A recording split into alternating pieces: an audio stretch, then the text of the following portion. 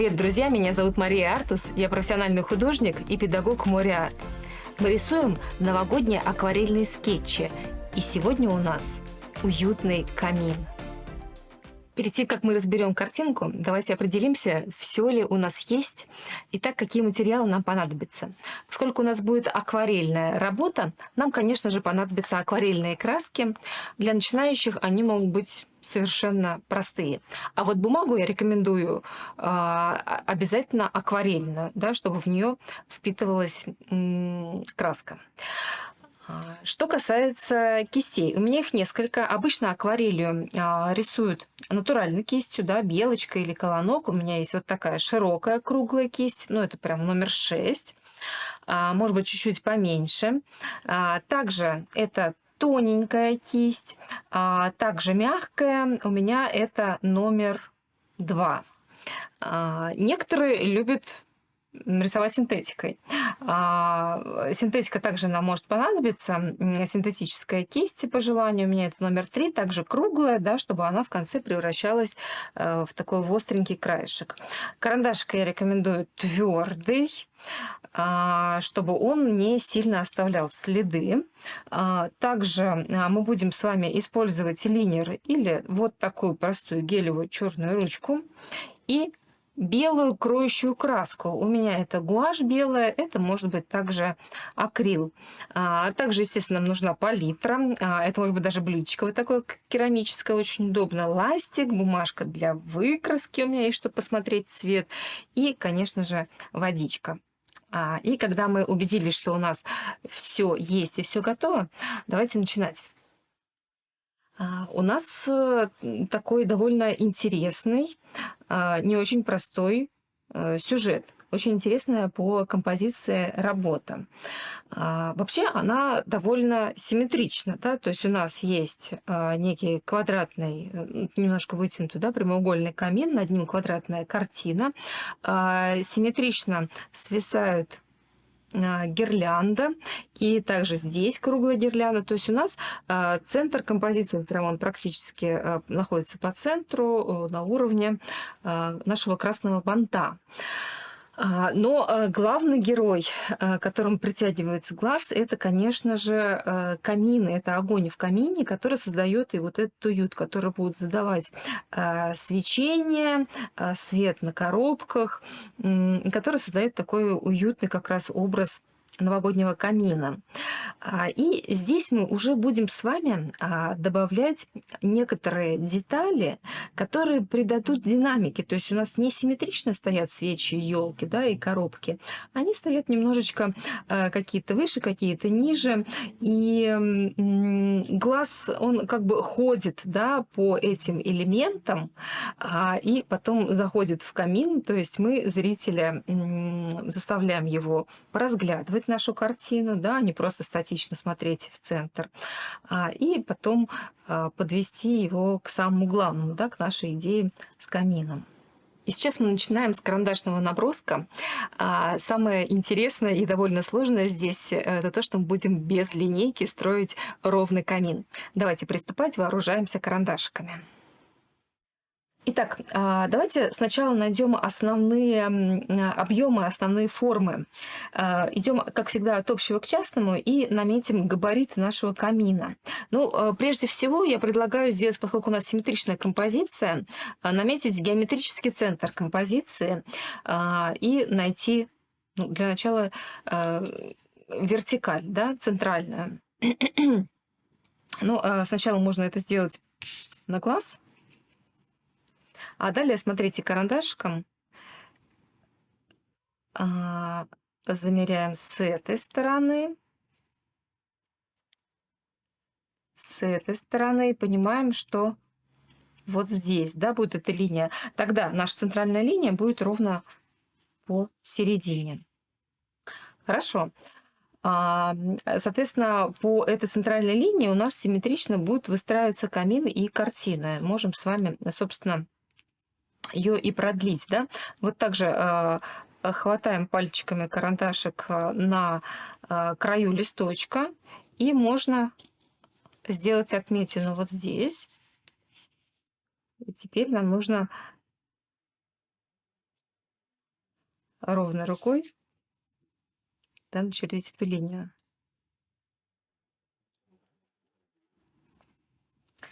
Вот, ставим руку, тренируем глазомер. Итак, что касается камина. То есть он у нас заканчивается, ну, вот примерно по центру нашего листа, да? Да. Соответственно, нам нужно найти и центр теперь. Ну, вот где-то здесь.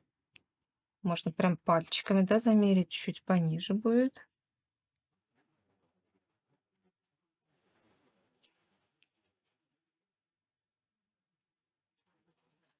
Чуть пониже.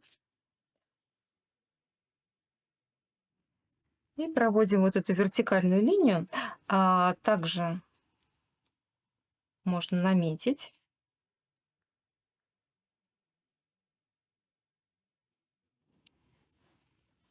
Итак, верх камина есть.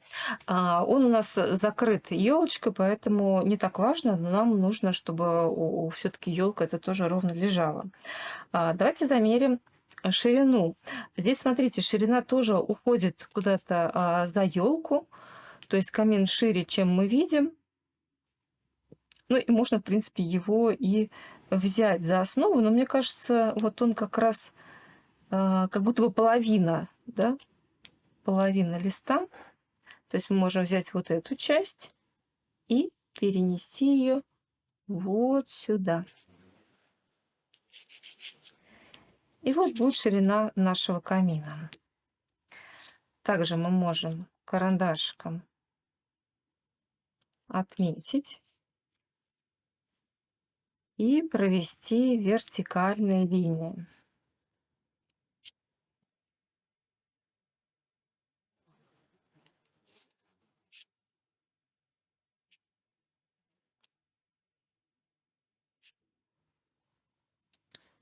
Рука у меня лежит на столе. За счет этого у меня получается более такие ровные движения. Давайте посмотрим, сколько у нас снизу, какой отступ. Ну вот если здесь центр, то снизу, наверное, будет раз, два, три. Ну вот почти 1/4, да? То есть если мы вот эту часть разделим пополам, а это еще пополам, еще чуть пониже, то это как раз будет низ нашего камина.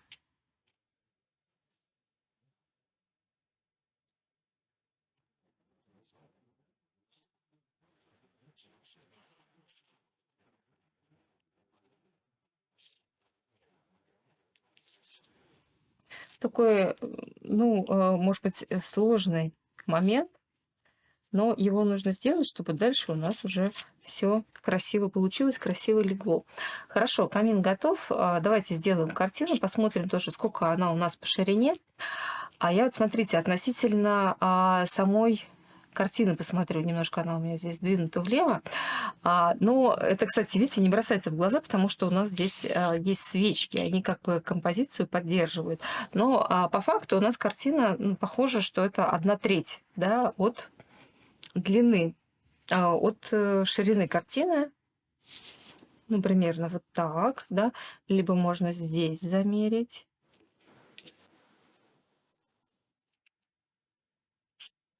Относительно нашей центральной оси мы симметрично с вами выстраиваем вертикали. Посмотрим, сколько расстояние до камина и сверху, а примерно одинаково. Да, можем его и рассчитать. Ну и в итоге у нас, по идее, должен квадрат получиться.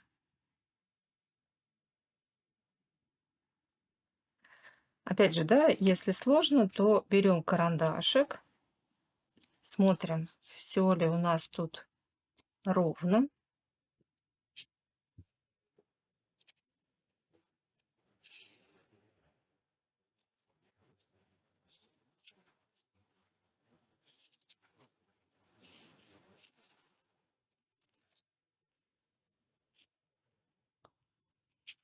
Очень полезное упражнение.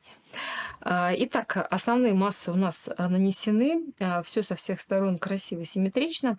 И давайте теперь давать детализацию. Давайте немножко выдохнем, начнем с простого. Это у нас рамка у картины.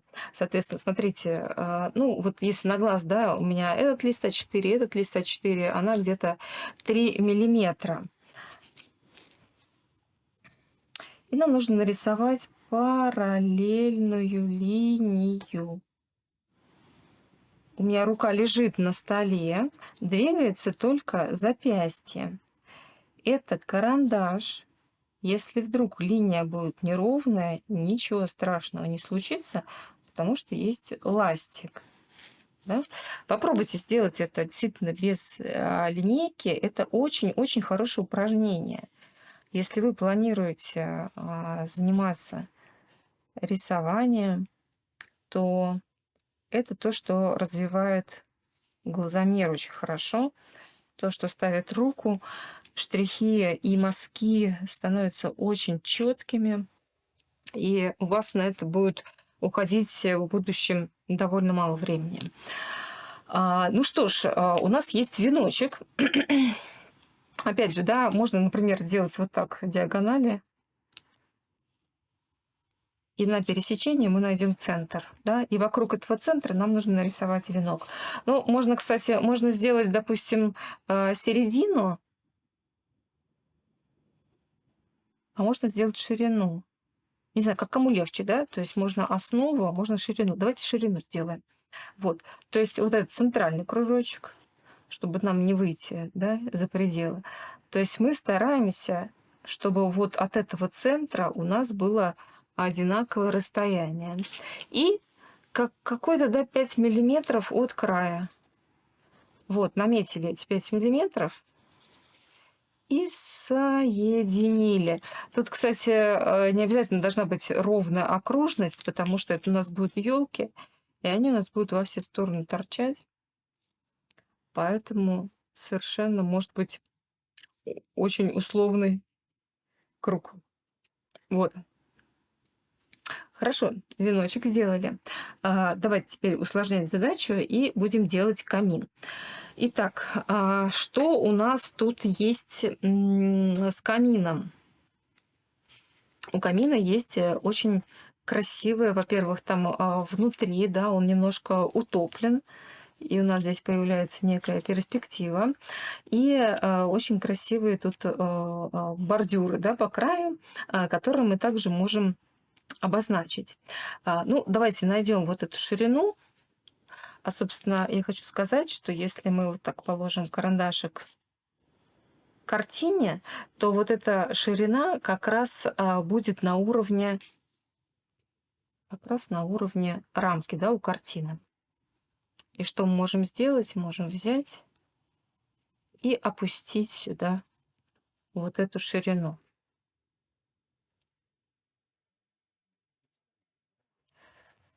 Мы с вами сегодня прямо уделим этому внимание. Безусловно, можно немножко проще это делать, допустим, в скетчинге. У нас тут только элементы скетчинга будут в конце какая-то детализация. И, ну, если захотите, да, здесь ее очень удобно делать.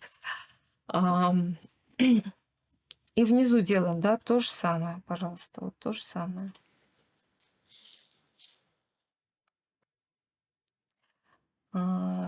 Так, ну как и наверху. Как и наверху. Угу. И здесь у нас есть вот этот очаг квадратный. Мы также можем его относительно нашей картины сделать. То есть он у нас будет меньше, чем картина.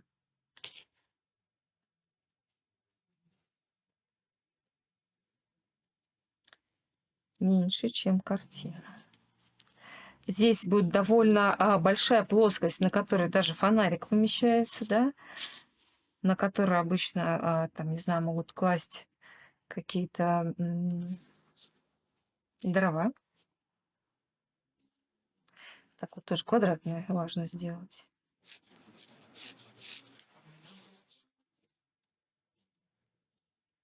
Пониже немножко. Вот. И у него также можно сделать рамочку. Рамочку мы уже умеем делать. Да, то есть намечаем себе размер. Наметили размер и делаем параллельную линию.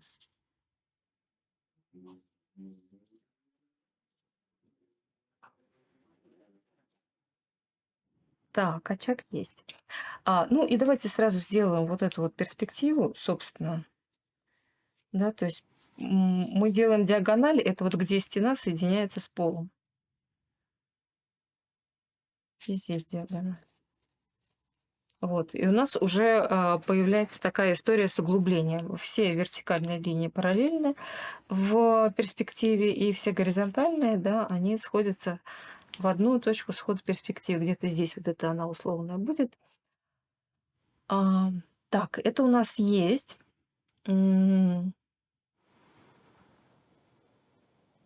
Далее, давайте делать вот эти бортики красивые. Да, вот смотрите, по размеру они все, в принципе, очень похожи на вот эти наши рамки. Можем сделать внизу. Камин такой сложно сочиненный, поэтому эта детализация, да, казалось бы, да, простой камин. Вот смотришь на него, начинаешь рисовать и понимаешь, что там очень много деталей, но эта детализация, она дает нам, конечно же, эффект такой реальности, что это не просто какая игрушечная история. Здесь тоже рисую рамочку. Такую же. Да, делает наш рисунок реалистичным.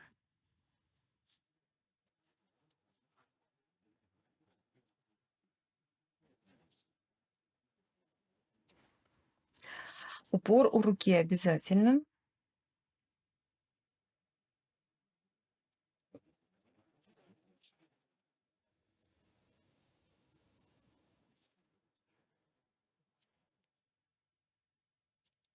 Угу. Еще рамочка есть по краю. Вот с этой стороны, по крайней мере, точно.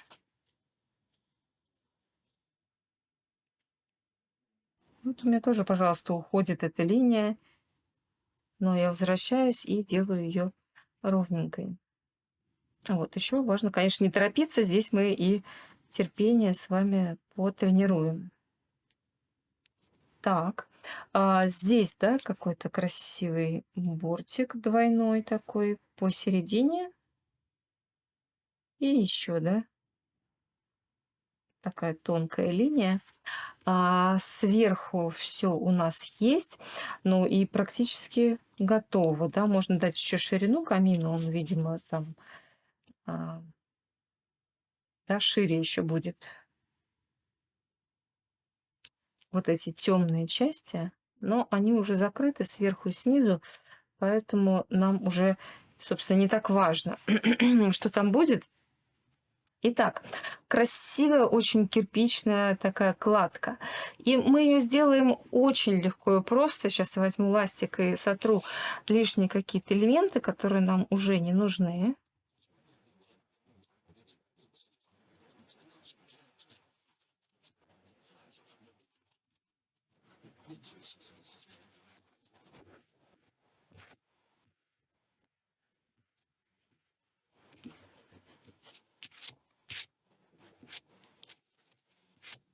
Мгм.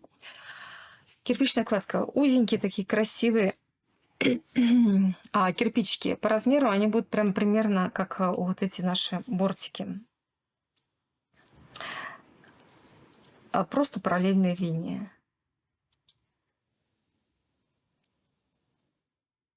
И здесь они продолжаются, да?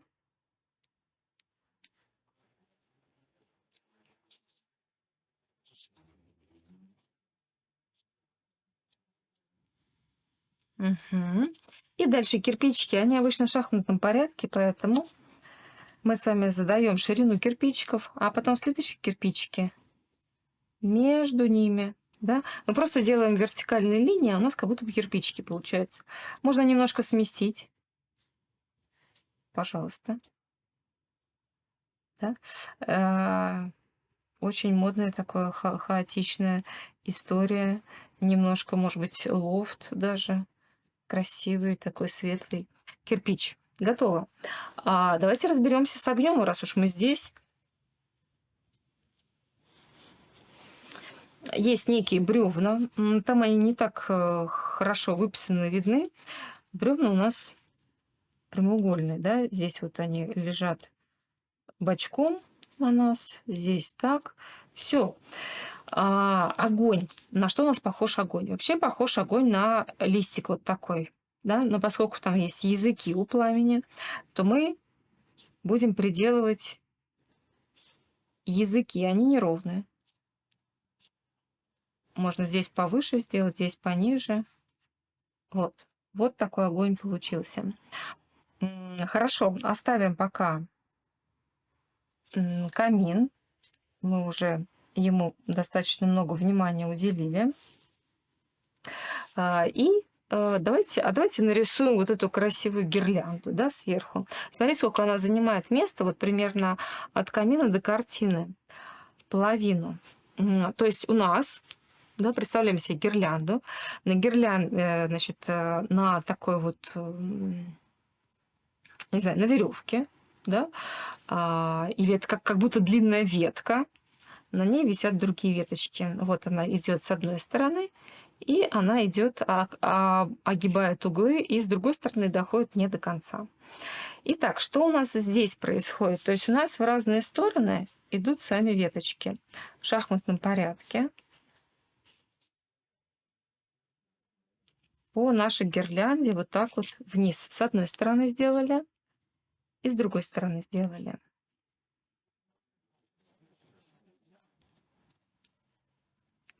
Нарисовали каркас. Если непонятно и хочется еще больше конкретики, мы не будем здесь вырисовывать каждую иголочку, будем просто веточки рисовать. Можно сделать, просто обозначить себе вот эту ширину, да, к низу она сужается. И здесь прям закрываются, да, уголочки. Смотрите, как вам удобнее. Если вот разберетесь потом в этих местах, то делайте. Можно прям брать и стирать вот эти уголочки, которые мы так красиво долго рисовали. Но так надо, чтобы мы понимали, что там происходит. Отлично, гирлянда есть. Здесь немножко хочется побольше.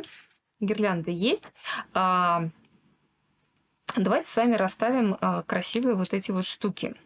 Значит, у нас есть две елки, вот такие очень интересные, дизайнерские, просто вытянутые треугольники. Так, здесь вот у нас главное, чтобы эти елки не упали с камина, да, то есть где-то здесь будет край камина, а здесь, соответственно, у нас будут елочки. Одна елка вытянутая такая, и вторая елочка. Так, здесь у нас есть свечка. Свечка – это столбик, прямоугольник, фитилек и листик, да, помним. Здесь еще какой-то подтекший интересный такой воск. Как вариант можно сделать. И с этой стороны очень красивые, изящные подсвечники. Один, значит, у нас будет повыше, другой пониже. Да? Мы вспоминаем о том, что интересно это делать не симметричными. Значит, соответственно, где-то здесь летим, где у нас край камина, чтобы у нас не упали подсвечники. Давайте, смотрите, доходит выше, чем до центра картины. Вот так, свеча. И вторая будет чуть-чуть пониже. Значит, примерно половина подсвечника и половина свечи. Да, делим пополам. Ну, со свечами все понятно. Это вытянутые прямоугольнички. Да, мы смотрим на них сбоку, и они похожи на прямоугольники. Они пока еще только начали гореть, поэтому вот, знаете, да, сверху у свечечек такие треугольные, как крышечки, потом они будут сгорать, и будет уже другая форма. Фитилечки и листики. Пожалуйста, вот уже свечи есть. И далее очень красивые формы каких-то металлических, да, подсвечников. Значит, как мы их делаем? Фантазия ваша. Вот треугольничек есть, кружочек, капелька, Здесь какая-то юбочка. Все, остальное ушло дальше вниз. А здесь опять такая, можно как чашечка, да, не как треугольничек, как чашечка. Побольше кружочек, палочка, большой кружочек. И дальше ушло вниз. Вот, да. Навешали всяких бусинок красивых разных форм, и вот у нас получился подсвечник. Потом просто будем добавлять тень, да, снизу и сбоку. Так, но мы уже двигаемся с вами хорошо. И давайте повесим самое главное. Это сапоги для подарков. Такие валеночки. Посмотрите, где они находятся. Они у нас находятся как раз симметрично, да, висят. То есть у нас здесь центр. Они у нас висят, заходят на уголочек и на уголочек очага. Вот здесь и здесь. И, соответственно, смотрим, на что они похожи, как нам валенки нарисовать. Ну, вообще на два таких прямоугольника, да, закругленных. Раз прямоугольничек. Буду посильнее нажимать, чтобы было видно, да? И два прямоугольничек. Такой тетрис. Закруглили раз, закруглили два, закруглили края. Вот они получились у нас валенки. Здесь главное, чтобы они не зашли, да, друг на друга.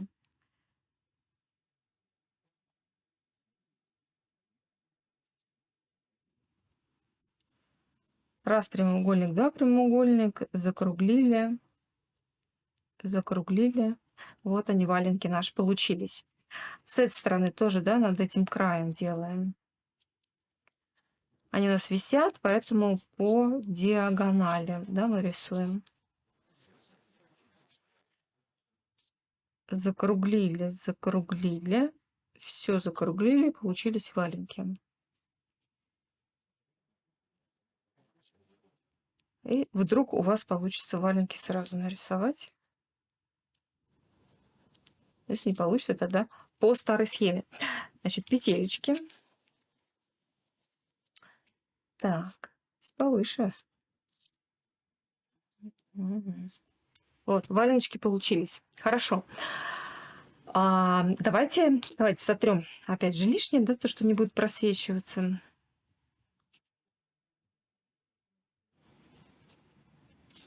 У нас валенки такого красивого красного цвета с декоративным элементом, со снежиночкой. И идем дальше. Сейчас будем разбираться с подарочками. Итак, здесь нам нужно будет опять вспоминать перспективу. Мы с вами вспомним, что все вертикальные, или узнаем, кто-то узнает, что все вертикальные линии, они у нас параллельно друг другу, да, всегда во всех коробочках. Вот на камин все параллельно. Вот на коробочка стоит к нам углом, и вот эти горизонтальные линии, и вот это, да, сверху, они у нас будут рано или поздно, они не параллельно, да, они рано или поздно сойдутся где-то здесь. Вот это называется точка схода, да, перспективы. Вот. Давайте с вами немножко разберемся с этими, значит, коробками. По размеру. Давайте вот эту грань, которая на нас смотрит, возьмем. Ну, примерно такая же, как вот эта часть, да, с камином. От пола до очага. Вот на грань на уровне края камина. Сильно вниз я бы не уходила, да, иначе здесь вот не будет воздуха, который нам нужен. Для того, чтобы разглядывать. Вот, наметили, значит, эту грань. И далее ведем камину сюда. И сюда, да, куда-то она уходит. Она вот так к нам повернулась. Значит, вторая линия будет параллельно, но она будет чуть-чуть поменьше. Чуть поменьше. Да, вот эти линии, они должны где-то вот здесь вот сойтись. Чуть-чуть, еле видно, но ощутимо. И здесь достраиваем сверху, да. На самом деле, сейчас, ну, чтобы нам не вдаваться уже в какие-то подробности, Я скажу, что, конечно, когда, ну, вообще, в принципе, да, глазу видно, да, когда что-то не то творится. Вот. Поэкспериментируйте, посмотрите. В принципе, вы если вы вообще накидаете, разных коробочек, это уже будет интересно. Сразу, чтобы не путаться, мы стираем с вами лишние линии. У меня обычно ластик клячка, сегодня вот обычный ластик. Клячка, он такое имеет свойство, как пластилин, он мягкий, и им очень легко выбирать как раз жирные линии. Но сегодня я вот, так вот таким обычным работаю, стираю линии обычным ластиком. Давайте сразу, чтобы далеко не убегать, мы нарисуем красивые банты. То есть опять нам нужно сегодня будет очень много параллельных линий. Это банты, ленты, да, которые огибают, обрамляют нашу коробочку. Здесь, да, по центру. Тоже вот эти линии, они не будут параллельны. Они вот с этими и вот с этими будут сходиться где-то вот здесь. На самом деле глазу здесь не очень видно, не очень такая явная перспектива. Вот, но нам об этом нужно помнить. А вдруг мы будем какие-нибудь дома красивые рисовать, большие. Значит, посередине, по центру мы рисуем такой бочоночек или кругляшочек. Это узелок. И такой вот пышный треугольник. 1-2 это бантик. Здесь мы придадим ему объем, да, и мы можем нарисовать какие-то края лент. Вот, пожалуйста, одна коробочка у нас уже получилась. Остались маленькие, полегче.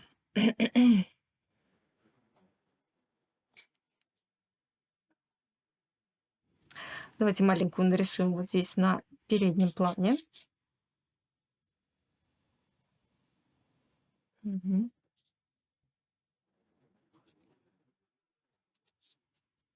Рисуем грани.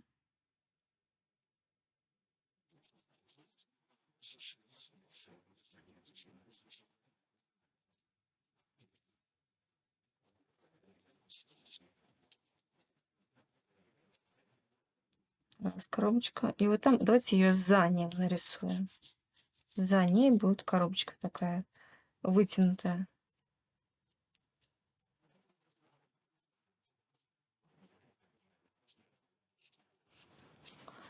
Вот. Лишнее, то, что нам не видно, мы стираем.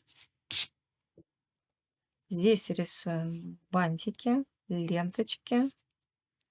Можно без ленточки, просто бантик. Вот он криво уже пошел, я вижу, да. По-другому немножко прокладываю. Вот так. И здесь, соответственно, тоже можно сделать тонкую ленточку и какой-нибудь большой бант, узелочек.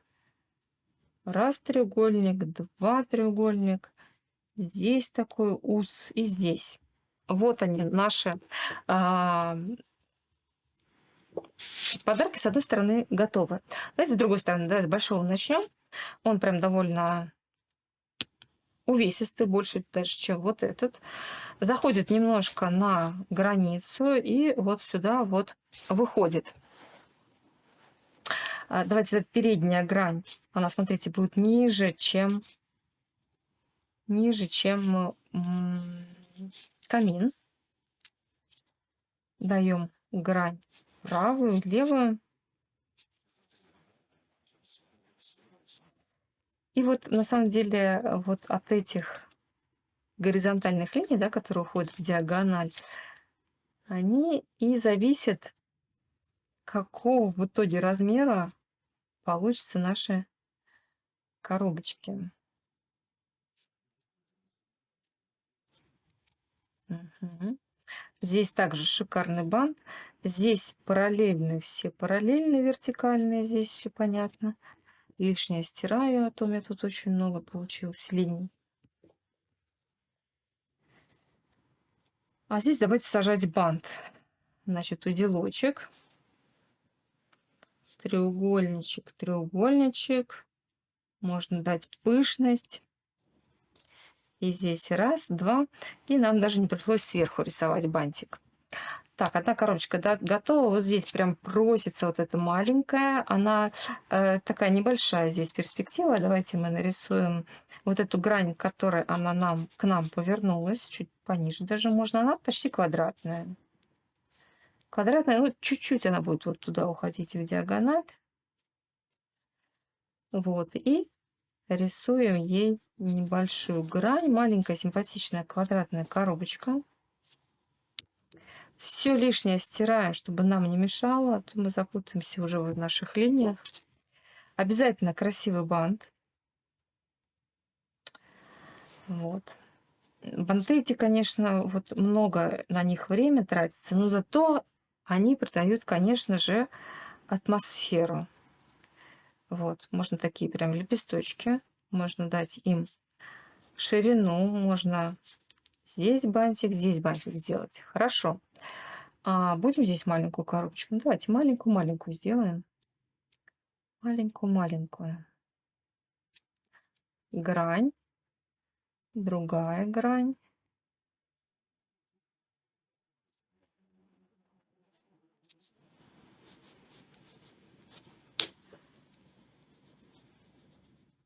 Стираю лишние линии, которые не просвечиваются. И даю ей такой намек на ленточку. Вот. Наши коробочки готовы. Тоже смотрите, стирайте то, что на заднем плане у нас осталось. И двигаемся выше. И у нас есть фонарик. По такому же принципу, как коробочка, у нас тоже немножко в перспективе. Передняя грань вот у нас стоит вот на этой вот, на этом поддоне. Довольно высокий. Довольно высокий. Вот мы эту грань давайте с вами нарисуем. Дадим ширину. Дадим вторую грань. И третью. Сильно не уходите, чтобы она не появилась здесь. То есть она должна по стене идти, потому что он тогда не сможет здесь стоять.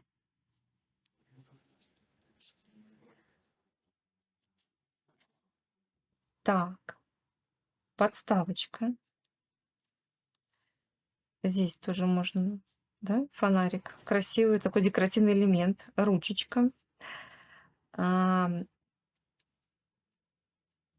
Такие деревянные балки. И там, ну, скорее всего, свеча, да, стоит. Свеча стоит. Такого красивого воскового цвета. Занимает примерно половину. Там за стеклом уже не так видно, там что-то вот горит какой-то, значит, огонечек. Вот пусть он горит, да. То есть здесь у меня будет желтое, и огонечек будет светлый. Хорошо. Так, и что у нас еще из крупного такого? Это, конечно, шикарный бант посередине. Давайте его тоже сделаем. Он будет примерно такой же ширины, как и елка. Значит, узелочек, да, такой прямоугольный, можно с такими закругленными краями, чтобы прям было похоже, что это лента круглая. Значит, с одной стороны такое, как крылышко, да, у бабочки. Можно ширину дать. Можно дать вот эту вот пышность. Здесь. Можно сделать еще, да, чтобы несколько бантов было. Здесь сделаем ленты. Здесь, может быть, еще одна. Здесь тоже ленточки. Вот такой шикарный бант. Можно небольшие складочки еще дорисовать. Теперь смотрите, что нам еще, какая детализация осталась. Нам нужно расположить шарики очень красивые. Тут золотые, красные, салатовые. Тут золотых нет. Нету, золотые есть здесь. Вот. Раскидаем сначала большие, смотрите, хаотично. Но чтобы между ними были примерно одинаковые расстояния, но не обязательно они должны быть симметричными. Не торопимся, чтобы они были круглыми. Где осталось место, там можем добавить, смотрите, маленькие. Всегда очень интересно, выигрышно смотрятся вот эти вот похожие на ягодки. И дальше у нас есть веточки. Веточки у нас идут по кругу.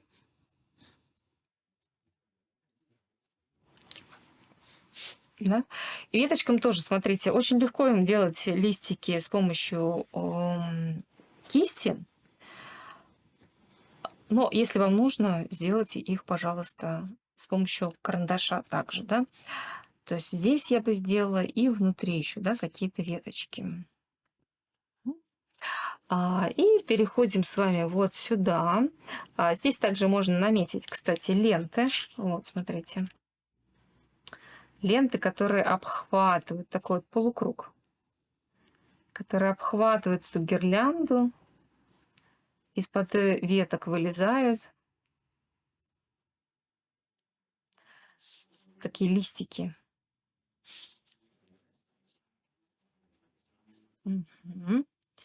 И в оставшиеся места мы с вами раскидываем большие и маленькие шарики. Как понять, куда их кидать? Опять же, да, подключайте, если вы не так хорошо, да, знакомы с композицией. Какой здесь смысл? То, что между вот этими объектами примерно одинаковое расстояние. Но у вас есть врожденное ощущение, чувство гармонии, и оно должно подсказать, да, что здесь чего-то не хватает. Если сразу не подсказывает, не печальтесь, все абсолютно нарабатывается. Это навык наблюдения, изучения. Попробуйте, конечно, срисовать. Вот. И здесь также есть веточки, да, они вот также торчат в разные стороны. Сюда. Да, если удобно, вот делайте на них веточки. Веточки на веточках. Но это все будем делать с помощью кисти.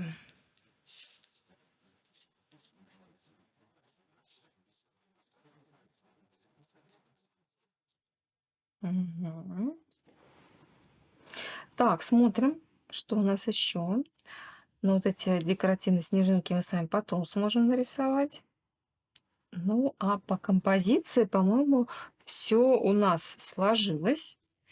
Мы сейчас можем взять, у кого клячка, тот может промокнуть, да, линии нужные.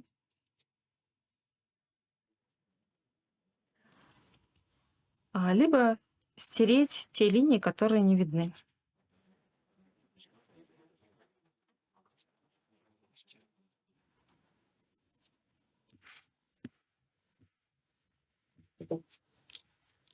Итак, наш серьезный карандашный рисунок закончен, и на этом наша первая часть урока завершается.